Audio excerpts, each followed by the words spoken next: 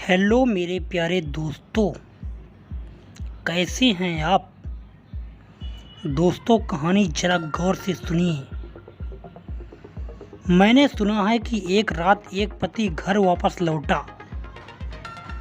वह थका मांदा है।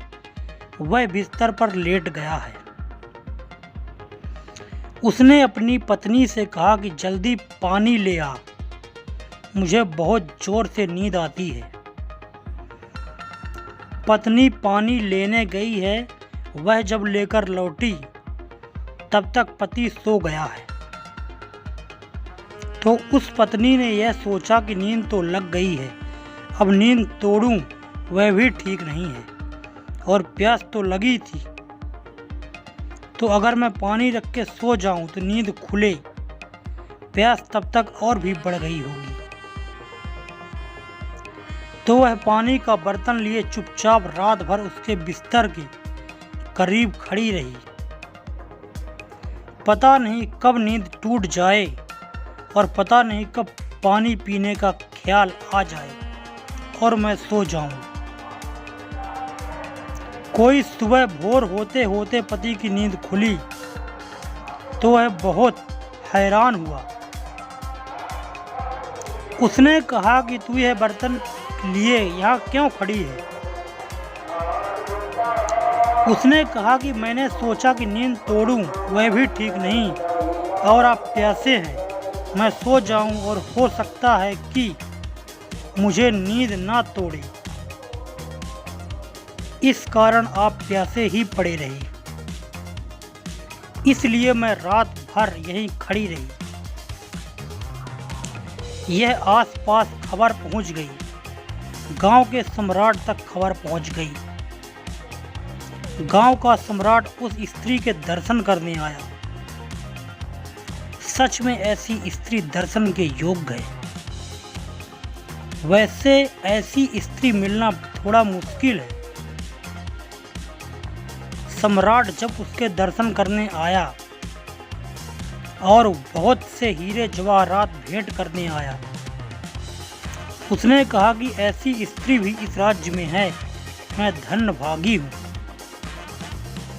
पड़ोस की स्त्रियों को आग लग गई। स्त्रियों को काम ही नहीं है सिवाय इसके कि एक दूसरी स्त्री के प्रति उनको आग लगाती रही।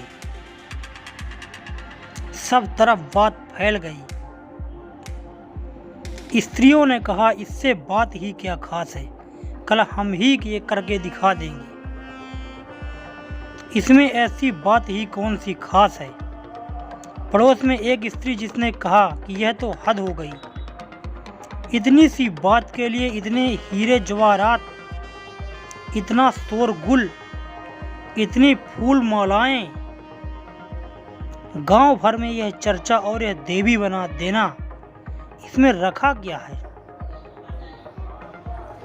यह तो हम भी कर सकते हैं।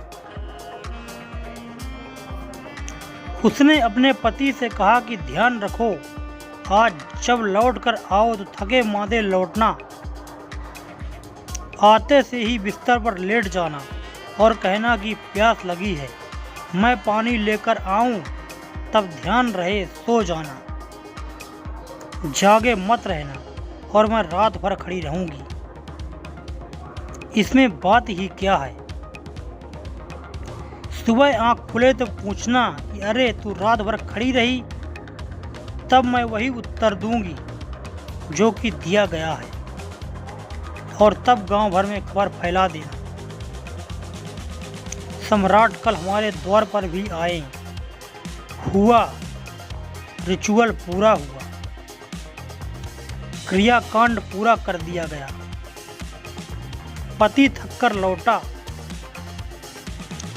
पति कुछ भी नहीं कर सकता, पत्नी ने आज्ञा दी थी। थककर लौटना पड़ा, आकर लेट गया। उसने कहा बड़ी प्यास लगी है, और पूरे जो भी व्यवस्थित किया गया था नाटक, वह खेला गया। जब पति सो गया तो पत्नी ने सोचा कि अब कोई देख भी नहीं रहा, रात भर खड़े रहने का मतलब क्या है। सुबह सुबह फिर खड़े हो जाएंगे। स्वाभाविक था, जिस तर्क से वह चल रही थी उसमें यह तर्क बिल्कुल ही संगत था। अभी तो कोई देख भी नहीं रहा, खबर तो सुबह उड़ानी है। और पति को कह दिया, सुबह तक आँख खोलना मत, और बीच में सुबह आँख खोलकर पूछना कि अरे तू अब तक खड़ी है। पत्नी सो गई। अब पति बार बार सुबह आँख खोलकर देख रहा था कि वह भी सो रही है, तो वह बेचारा फिर आँख बंद कर लेता, क्योंकि जब वह बर्तन लेकर खड़ी हो जाए तब वह पूछे कि अरे तू खड़ी है, क्योंकि इसके आगे पूरी कथा चली। वे डायलॉग 100 शब्द तय थे। वह कथा भी चल गई।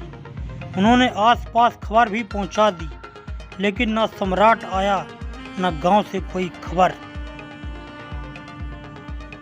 उस स्त्री ने कहा, बड़ी ज्यादती मालूम हो रही है, बड़ा अन्याय मालूम हो रहा है। जो किया गया वही यहाँ भी किया गया है।